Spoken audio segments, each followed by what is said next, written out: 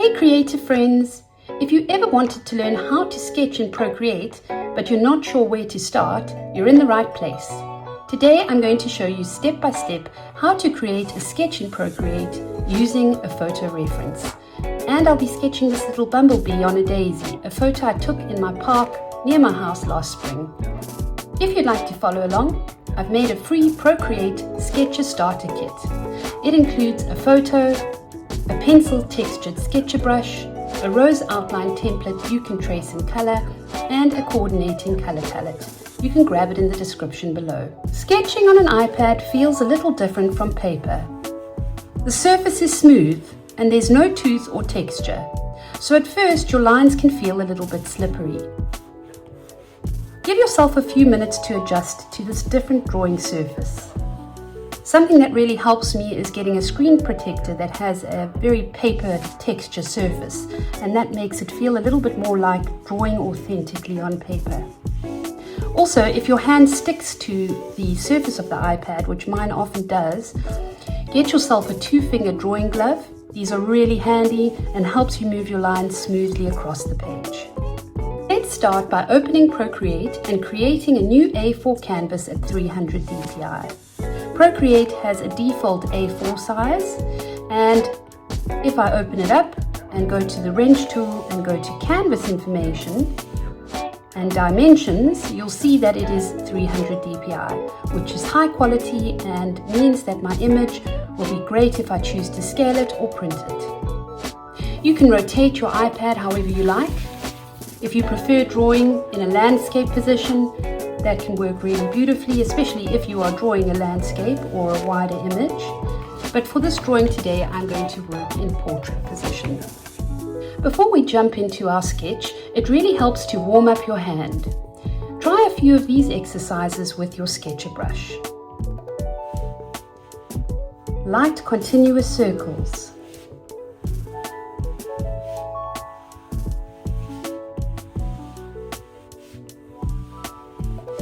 A row of straight lines.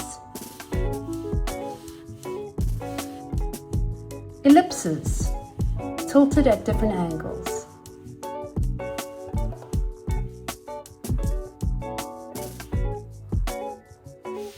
Quick hatching strokes. This is great for shading practice. With my sketcher brush, you can also tilt your Apple Pencil to the side and you get more of a shaded effect.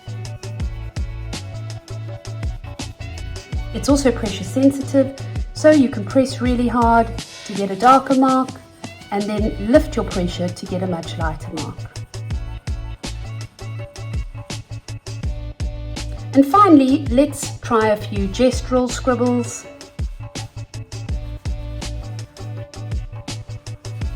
You can adjust the thickness of your brush.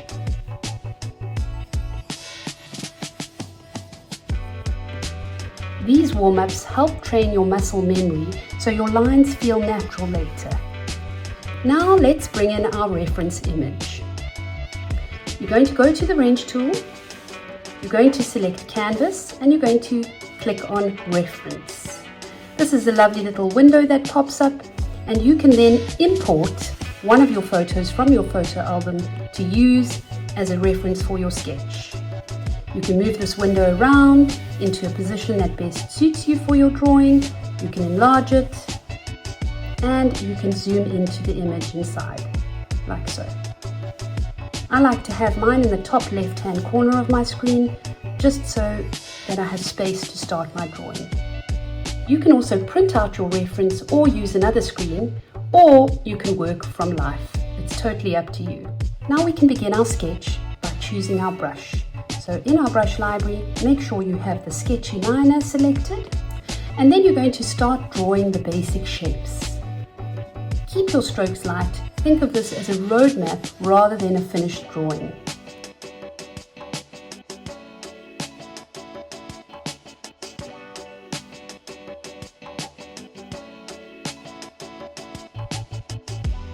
Once you're happy with your general shapes, you can now refine the composition. You can do this by erasing areas adding areas. If you feel that something's off, like if I have a look here, some of these petals are a little bit too wide. I want to bring them in a little bit so that the daisy feels more balanced. You can go to your adjustments, select liquefy. You can select push, increase the size, and then you can move things around and reshape them.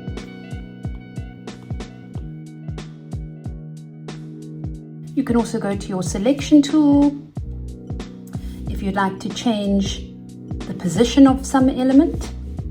For example, let's freehand select that petal, and then we can rotate that, move it around slightly. I'm going to remove snapping and magnetics so that I can just freely adjust it. Once you're happy with your layout and composition, you can then create a new layer above your sketch layer. What I like to do is select the sketch layer, alpha lock it, and then change the color of the sketch. So for example, I'm going to go for quite a dark red here. And because the layer is alpha locked, I tap it and I'm going to say full layer. And this changes the color of the outline to red, so that when I start drawing my final edited, refined drawing on top of it, I can clearly see what is my final drawing and what is my sketch layer. So I'm going to go back and choose my black again, make sure that I'm on the layer above the sketch layer, and then I'm going to choose one of my line art brushes from my line art set. I'm going to use the smooth liner, and now I can start tracing over my sketch layer. This brush that I'm using from my line art set gives very clean, crisp outlines. It also has the stabilization set quite high up, so that as you move your brush along the screen, you get very neat, even lines.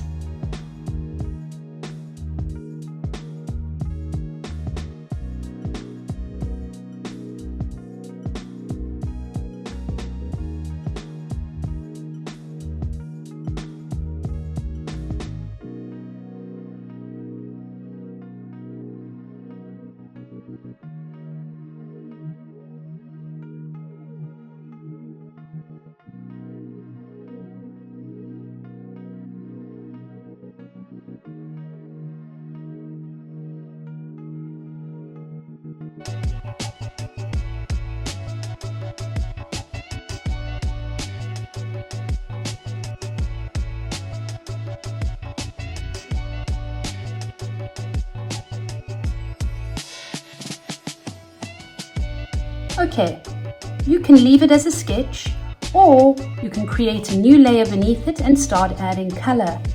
I've created a Bee on Daisy color palette, which works beautifully with this image if you'd like to test it out. Remember, this isn't about perfection, it's about getting comfortable sketching digitally.